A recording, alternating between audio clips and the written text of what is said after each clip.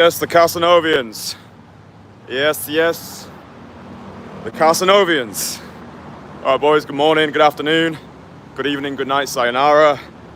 I wanted to take on this walk today and talk to you boys about a classic cold approach, objection, probably the most common thing that you'll hear when you're cold approaching.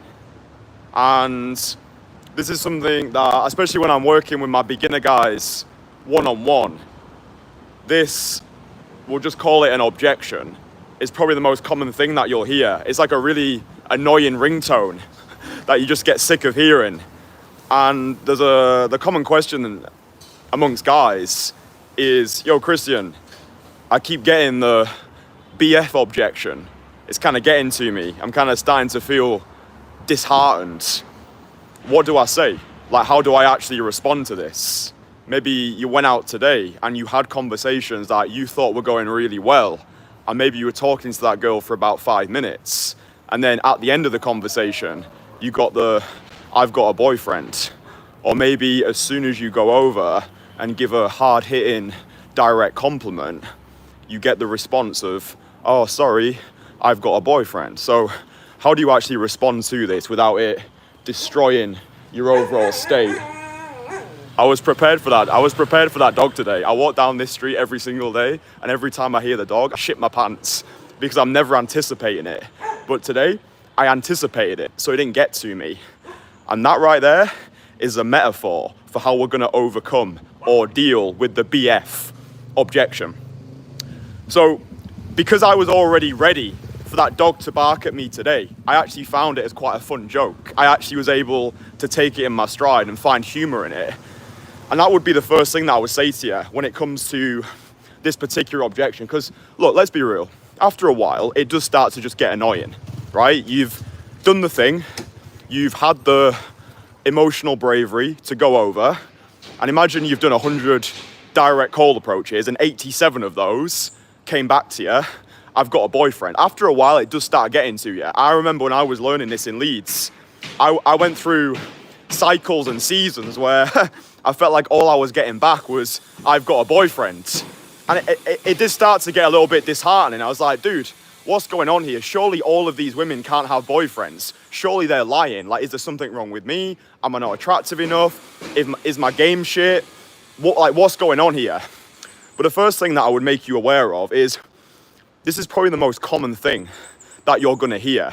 And I think the best guys in this game, they already make peace and anticipate these objections ahead of time. If you're a business owner, you will know, especially if you're selling high-ticket services or products, you know that there are always gonna be objections when it comes to the price, okay? So if you're selling expensive stuff online for, let's say, 3K or more, very rarely are you gonna get prospects who, as soon as you drop the price, are like, yeah, cool, let's do it. It depends on if they're cold or warm leads, but usually you're gonna do that sales dance. You're gonna have to do the objection handling, right? So usually if you tell them the price, the most common thing you're gonna hear is, I need to think about it. And that objection, it's always a smokescreen for uncertainty, right? If you're selling online and somebody says, I need to think about it, that's just a smokescreen for uncertainty. So what you really want to get aware of is, what do they need to think about? Usually it's the price, okay? Usually it might be out of their budget, it might be more expensive. But the key when you're selling is not to be pushy about it, right? As soon as you start being pushy and start doing all this garbage like, oh, well, dude, Jeff Bezos, he makes decisions fast. Like, you're gonna lose a lead because they can tell that you need them, okay? The person who has the most cares the least. And the person who is most prepared to walk away from the deal has all the power. So, first of all, just get used to it. Get over it. You are gonna get a lot of these, oh, I've got a boyfriend. After a while, once you go through that phase of it feeling a little bit disheartening, you're already used to it. You already expect it. And you can just see it as part of the game. So, when you're speaking with a girl, it depends on how early the objection comes up. If you go straight over to a girl and she's like, oh, sorry, I've got a boyfriend.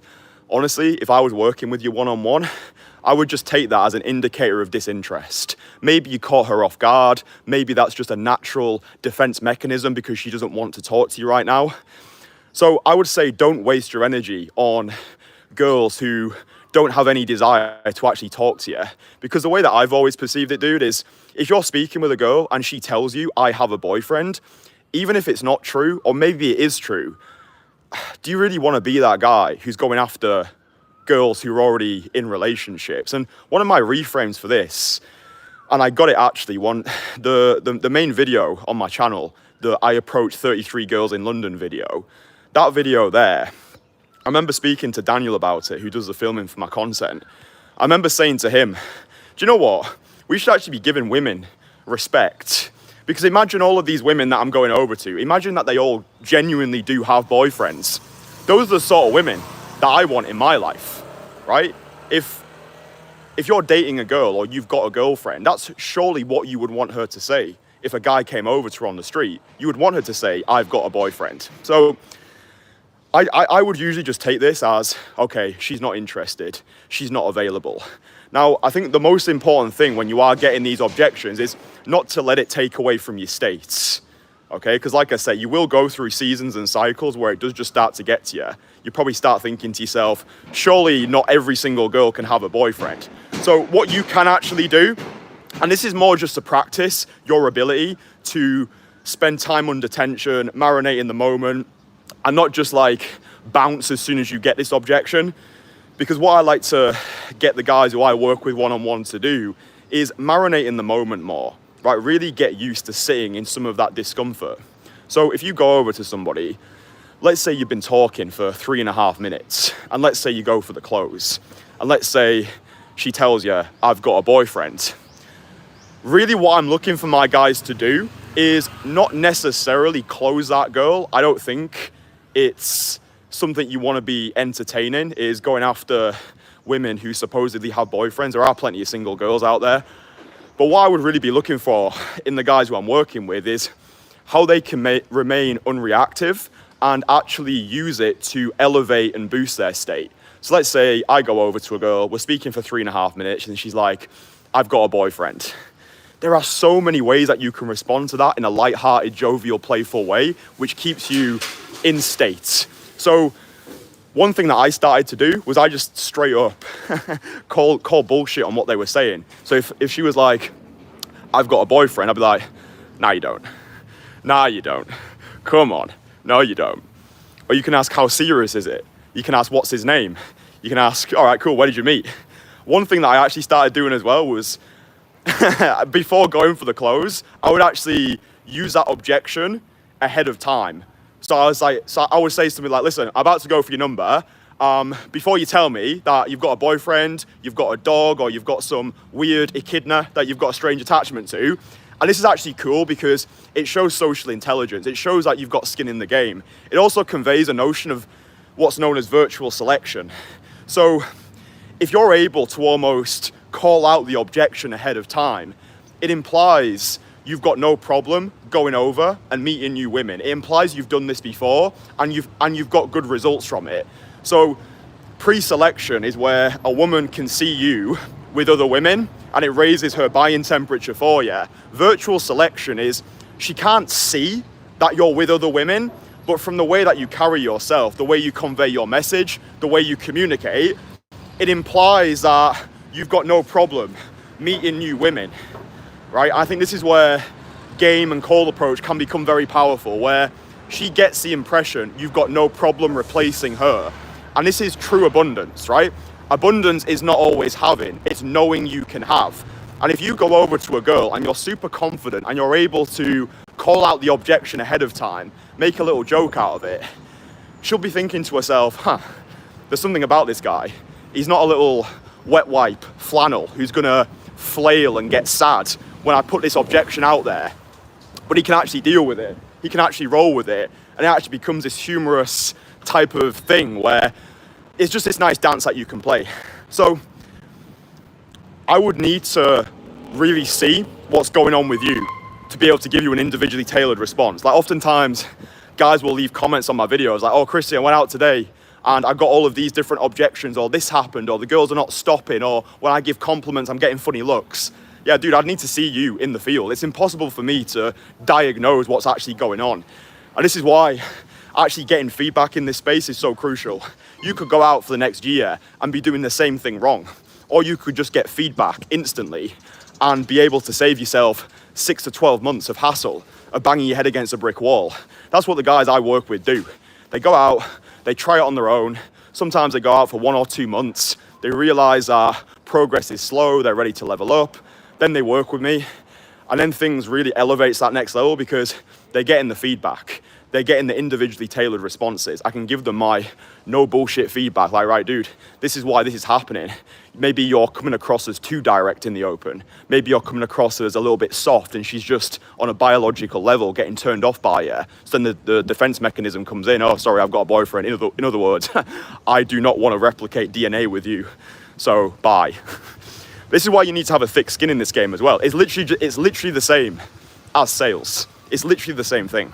You do need to have a thick skin. I remember when I got first started with cold approach 4 years ago, I was very emotional. I still hadn't fully accepted myself. I was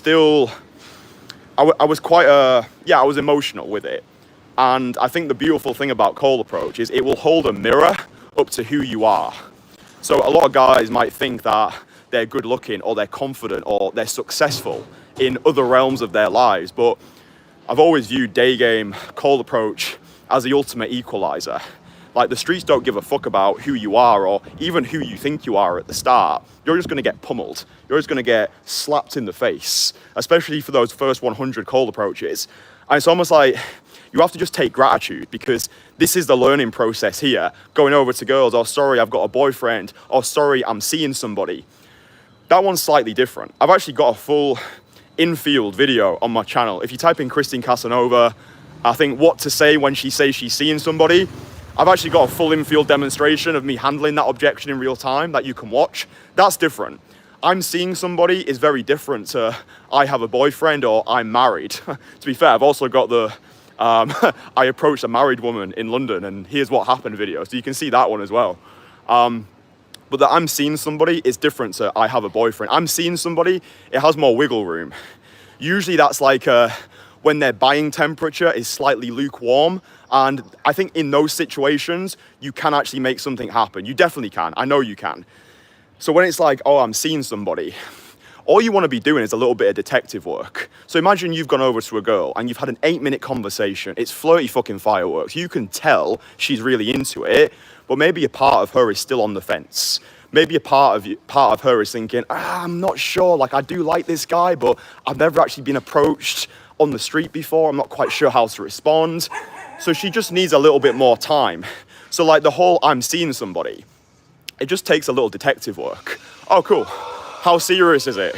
How long have you been seeing each other? And this is actually one, I would say, justifiable reason why you should do a little bit of digging when it comes to the I have a boyfriend objection, because boyfriend can mean a multitude of different things. Like boyfriend could mean a guy she's casually seeing. Boyfriend could mean an actual boyfriend. boyfriend could mean different things, right? So you just want to it doesn't hurt anybody for you to just ask how serious is it, right? And if she's seeing somebody and you're like, oh, how serious is it? And she's like, oh, well, you know, we kind of just started dating. Then for me, that's a green light, right? It's like, listen, the world is a strange, unpredictable place, and I think it's always a good idea to keep your options open. So I'll tell you what, drop us your number, I'll send you one message, and then you can do whatever you want with that message. Boom. That's a Casanovian close right there. Works like an absolute treat. As long as your conversation is good, as long as you're not coming across as a fucking weirdo, as long as you're going in there with conviction and you're aiming to leave that girl better than you found her, then usually that will transpire into a phone number. And then those phone numbers that you get from the girls who are like, I'm seeing somebody, they just kind of like, they just like simmering on the hob. Yeah, so after meeting those girls, I would usually just send out a voice message, like say she was called, I don't know, Sandy. Be like, yo, Sandy, really good meeting you earlier. I hope your situationship goes absolutely terrible. Listen, you got my number, so feel free to reach out and we can do something. Very non-needy, very detached from outcome. Remember, this is all sales, right? Seduction is sales. And this is why once you start getting really good at cold approach, the world is yours. Like, the world is yours because now you know how to sell. If you know how to sell, you'll never be broke. And once you know how to sell, because all sales is the transfer of certainty, right? It's learning how to deliver your value in a non-needy way. What did we say before? The person who has the most cares the least. The person who's most prepared to walk away has all the power. That's what Donald Trump talks about in The Art of the Deal. So when you're going out there and you're cold approaching, for those first 100 approaches that you're doing, you are learning the skill of sales. You're learning about power, influence, persuasion. You're learning how to get what you want. But also, the best deals, I think what capitalism should be, is when both people leave that interaction feeling as though they got the better deal. Like, sales is not a zero-sum game. Sales is not, I win and therefore you lose. No, that's manipulation. That's not cool. Sales is, imagine you've got somebody and they've got an abscess on the inside of the right knee, right? And imagine that you've got a cure for that, yeah? You would be doing that person a disservice if you didn't offer them their product, because they're probably gonna have to get the leg amputated. Selling is serving. And I think a lot of people, and I used to be one of these people, so I do have empathy, a lot of people have the wrong impression of what sales is. They think like Wolf of Wall Street type of shit, like, oh, it's so sleazy. Oh, no, sales, dude, like, everything is sales, man. As soon as you wake up to the world and you see the world that we're all animals responding to incentives. The world's motivated by self-interest. We all just want the best deal for ourselves. So you imagine you're talking with a girl and she's like, I'm seeing somebody. Well, I guarantee if you are, quote unquote, a better option or a better fit for this girl, then she'll swing over to you, okay? So it's a game of incentives. It's learning how to transfer your certainty and also understanding that the way you start is not the way that you finish. For your first 100 call approaches, you're gonna be a completely different animal after you've done 1,000 of these. It's a game of reps. And I think sales and call approach is just learning not to take things personally. I know that's easier said than done, especially when you're going out there, you've got no social safety net, you've got no support, you've got no feedback. I get it, it's hard at the start. But just by pushing through, recognizing that we need to play this game rationally, right? If you are emotional like I used to be, if you're taking everything as a hit on your self-worth, if you're seeing every I have a boyfriend as, oh, that means I'm not worthy, that means I'm not fuckable, I may as well just complain about women online and go play World of Warcraft until my penis drops off, then you're fucked. Like, the world don't give a fuck, man. Like, the amount of guys who are in my comments or on other creators' comments who just want to sit around and complain about how difficult things are. And it's like, yeah, dude, no one gives a flying fuck. No one gave a flying fuck about me 4 years ago when I was a porn addict and I had erectile dysfunction. I looked like a turnip and dressed like a moron. No one gives a flying fuck, man. So this is why I believe my coaching, or one of the reasons why my coaching gets the results that it does, because it's just very no bullshit. It's just straight to the point.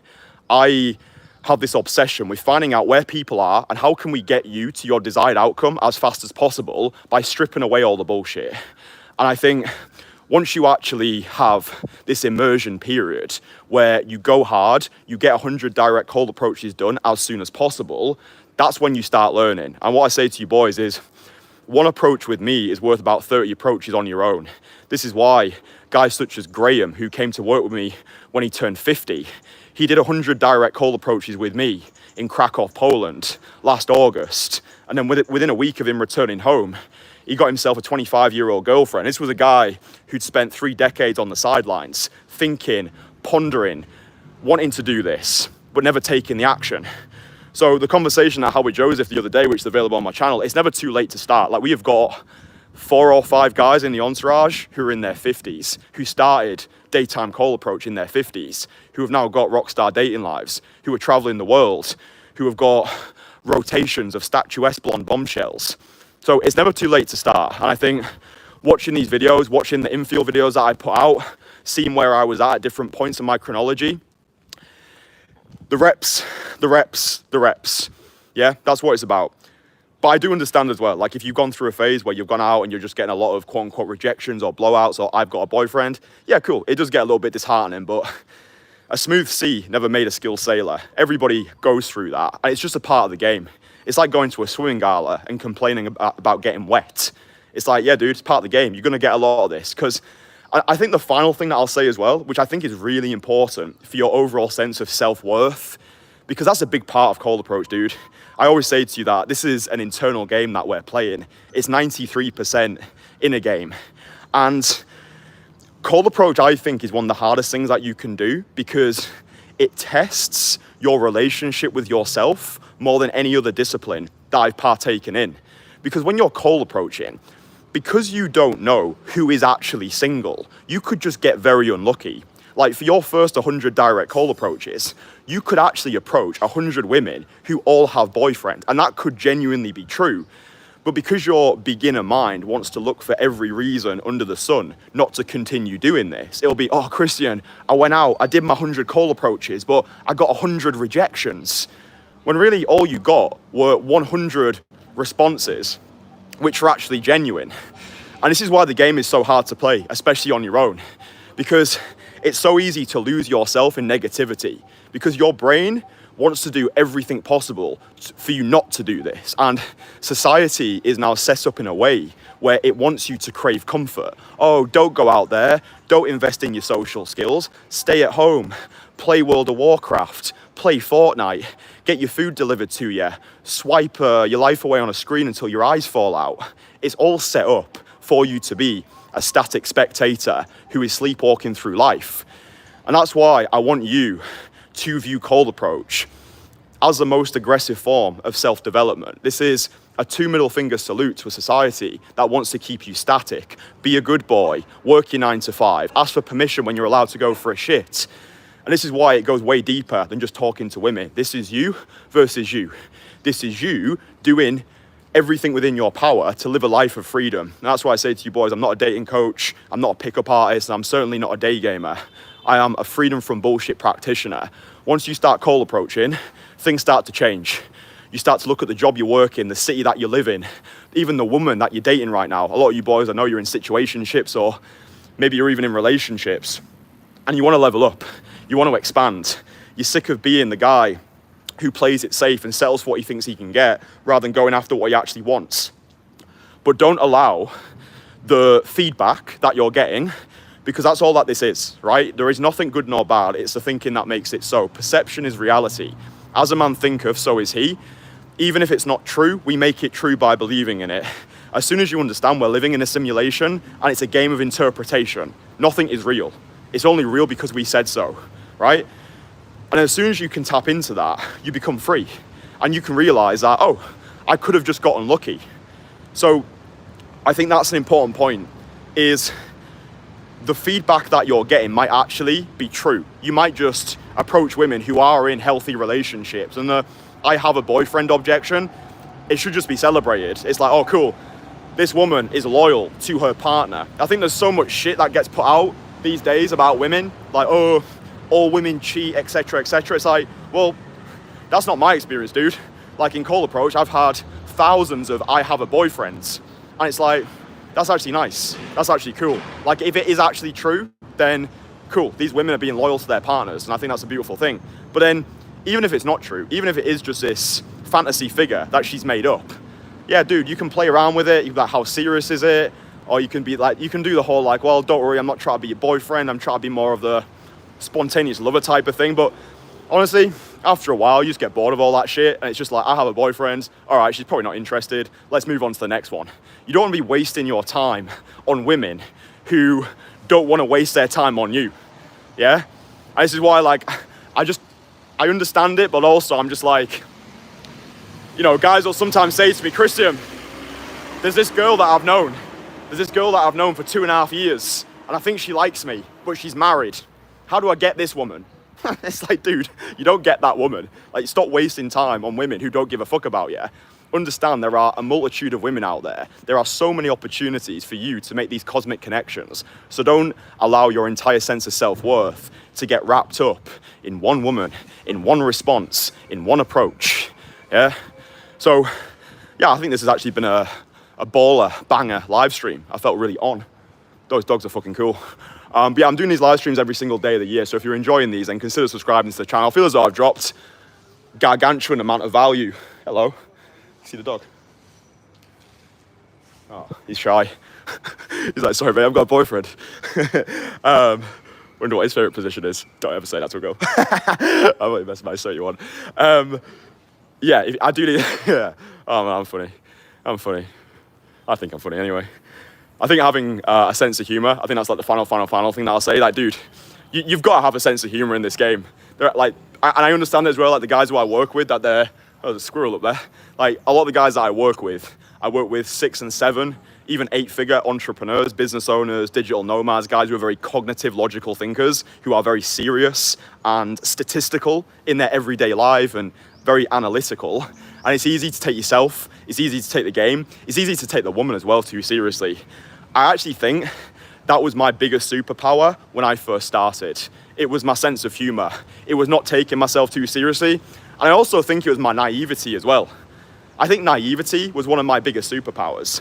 Because like when I started this at 23, I was almost too stupid to realize what I was actually getting myself into. I was just like, yeah, I can go out there. I can make infields. I can make a business out of this. I can travel the world. I can leave my 9 to 5. Like, I was almost too naive to forecast all of the obstacles along the way. I think that was a superpower. That's why I'm happy that I got started young. And this is why when guys work with me, they become successful through osmosis. It's like, yeah, Kristian, I want what you've got. I want to have more of that playful, zero fucks given approach to life. I want to stop playing it safe. I want to kill that needy bitch inside of me. I think that's important. Not taking yourself, not taking the game, or not taking the woman too seriously. So I think that's cool. I think that's been a great live stream today, boys. I hope you've enjoyed it. Drop it a like, subscribe to the channel. If you want to get my free courses, then I'll link them in the comments.